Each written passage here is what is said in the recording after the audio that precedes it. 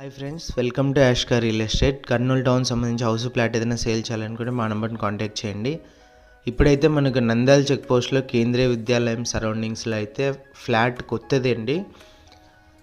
మనకు నార్త్ వచ్చేసి ఒకటి ఫస్ట్ ఫ్లోర్లో, ఈస్ట్ వచ్చేసి 4th 5th ఫ్లోర్లో 2 అపార్ట్మెంట్ ఫ్లాట్స్ అయితే సేల్ ఉన్నాయి. 30 SFT అండి.